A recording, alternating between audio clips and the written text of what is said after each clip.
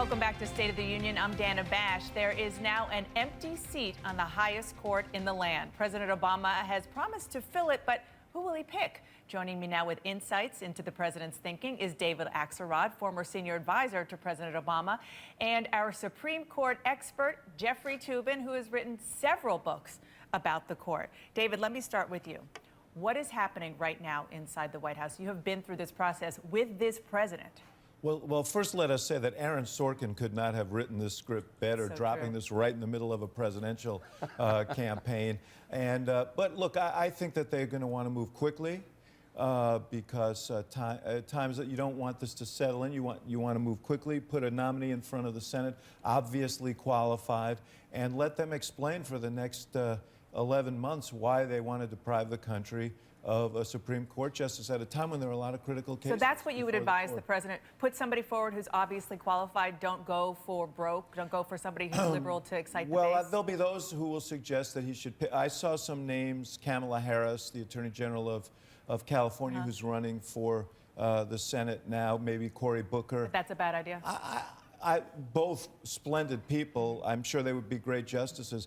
But why not pick someone who's already been confirmed by the court, who's on the bench, and who's clearly qualified and has been rendered as such by the Senate? Okay, so Jeff, let's talk about some of those potential nominees.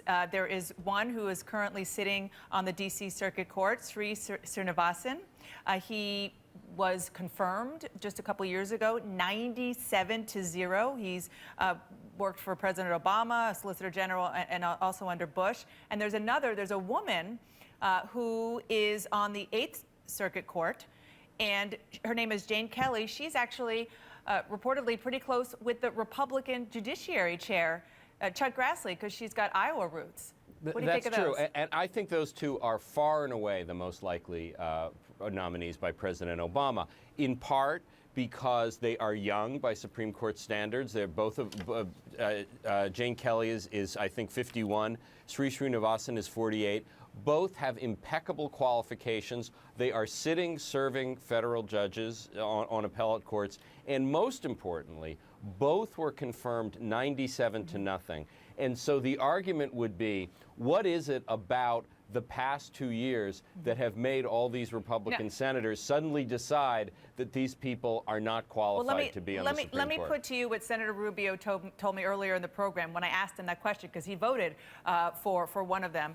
And I said that very thing, and he said, well, it's a completely different job. It should take more time and more scrutiny. Do you buy that as somebody who knows the court the way you do? Well, the answer is the Supreme Court is a very political body, just as the U.S. Senate is. The reason the Republicans don't want to vote against a Kelly or a Srinivasan or any Obama nominee is not because they're not qualified, is because they're an Obama nominee.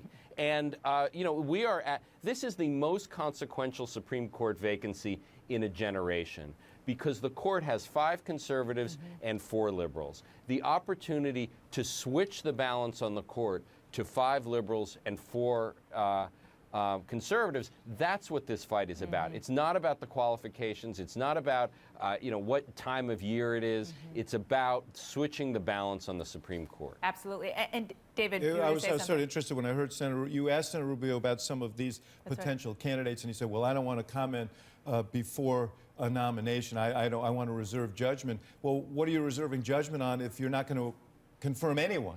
So I think he got kind of caught up in the switches there, but I'm sorry, I interrupted. No, I was just going to say, the president so far has sort of thought about history when he's making nominations, not only to women, but the first Latina on the Supreme Court.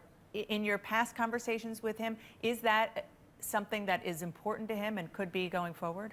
Well, certainly he was aware of the history he made in appointing Justice Sotomayor, the first Hispanic and the first Latina on the Supreme Court.